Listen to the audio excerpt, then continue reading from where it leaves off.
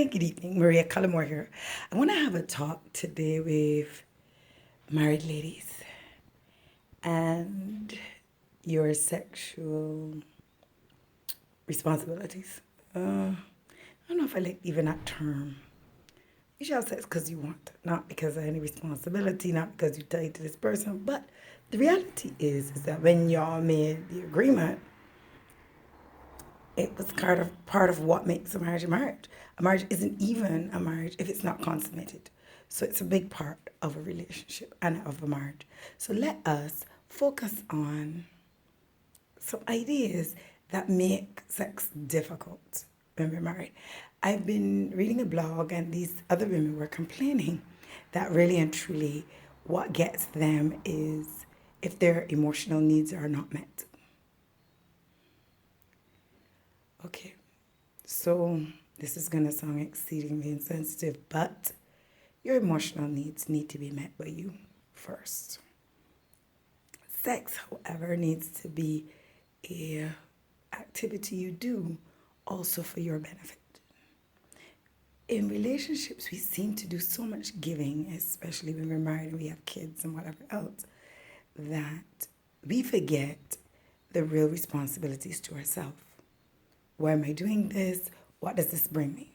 And yes, you may have a partner who's exceedingly boring, who doesn't bring anything to the plate, doesn't, but you don't get better by avoiding it. It doesn't get better unless we keep bringing up the subject, unless we have meaningful disagreements that then lead to us having better lifestyles, better relationships, better sex. It is important. There's no point avoiding it. It's about growing into it. And a lot of times we are so busy complaining about what he isn't, we forget what we bring to it. So if you're having sex, but you're thinking about the clothes that you got to fold, and you're thinking about the children, and you're thinking about the 10,000 other things that are on your mind, then you have not come to sex with your body ready for the activity. So as much as you'd like to complain about what he doesn't do for you, what are you bringing? And if you know he doesn't do this to you, why are you not coming mentally stimulated and ready for an activity that also brings you some level of relief? And you need to say it. You need to it's look, it's too important to let it slide, to live 15 years with bad one. It's about thing. And I know sometimes we have partners that don't give. So how do we get that out of them? We don't spend a lot of time focusing on what they aren't. We focus on what they are. And let that ride the rest of us and bring about the better. Things can surprise you if you are open to them. But if you believe it's bad, it's going to be a waste of time. Then it's exactly how the experience comes out. If you feel like, oh, imagine you feel like that. Tell me something. Do you want to make love to someone who thinks of you as gross? So if you are treating him like he's gross, then don't shock that the experience is a gross experience. If you are laying there inanimate and involved, then don't expect it to be great. You've got to make it what you want. It's just as much your responsibility, and it's just as important for you as it is. Actually, it's probably more. Let me tell you something. I know there's a myth that men do the hunting. Men don't do hunting. Women hunt. Women line up men in order for the hunt. The same way a lioness does for the lion, we do the exact same thing. Men don't even see us, we make sure they see us. Men don't know what to have on. We know how to make them call us. We are the strategists. It's always been like that. No matter how people make it look. Oh, the men don't pursue. We do. We organize everything and create it. So know that you are in charge of all of it. So there had to be a time when you thought this man was hot and sexy and he did it for you. So how do you get back there? How do you get past the arguments you have that haven't been settled? And if they are that important to you, then when are you going to bring them up and have the proper discussion about them? Because that's a big issue. If you're not to bringing them up, how can you complain about him? How can you sincerely talk about him when you're not doing your job either? This isn't a blame game. This isn't one of us is going to win. This is about both of us winning. But when you go into it, and I know this is going to sound so strange because you've got to be so selfish about when you go into it. You've got to be like if I want this experience. I know what I want from this experience. So some women say, I'd like more foreplay. If you're not getting foreplay yourself prior to. And I know that sounds very weird, but it might create a game that gets him excited, that gets him understanding that you can then say, no. You need to touch me here, you need to touch me there. If you want a real reaction, if you really want to see me go crazy, you've got to do more touching. You've got to warm me up more. And then you can have that discussion while having it.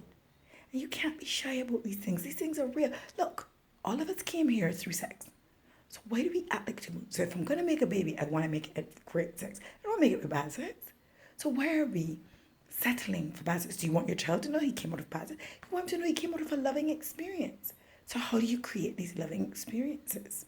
How do you create phenomenal sex? Because you deserve phenomenal sex. It's part of your responsibility. And I get it. There are lots of lazy men that do it, but it's our fault when we fooled them that they were making us happy, but they were always awful. Or the fact that we settled. We are often the settlers. We take things and we go, all right, let me avoid that now. And you do everything to avoid it because it's such but you don't discuss it. You don't demand, I need better. And then nobody rises to the plate because nobody's requesting, you do better. We're acting like you're great. I mean, no. You really don't satisfy me. I don't let me touch me. And you don't let me have an experience. So let's go into it open-minded. Let go all we think we knew and come back at this like novice. You can get such what you believe you're going to get. So remember to focus on believing better things. If you start to believe better things, you're going to get better things. And that's what I want for you. I really want you to have happy, joyful experiences. If you're going to stay married to this man for the rest of your life, you do not need to deprive yourself of sex because of it. You can have phenomenal sex. You can be the best lover he's ever had because you have grown into your own skin. And that's a big part of it. You gotta feel sex. You gotta be sex. You have to think. And if a lot of us feel like we're fat and ugly, then we respond like we're fat and ugly. You gotta believe that you are sensuous, voluptuous, beautiful, pillowy. It's not even a real word, but yeah, that's what I think. That you're such a cuddly something that he can't resist you. And you've got to believe that prior to getting there. So work on it. And I am wishing y'all the absolute best sexual experiences y'all could possibly have. I want that for you. I really, really do, because this is important.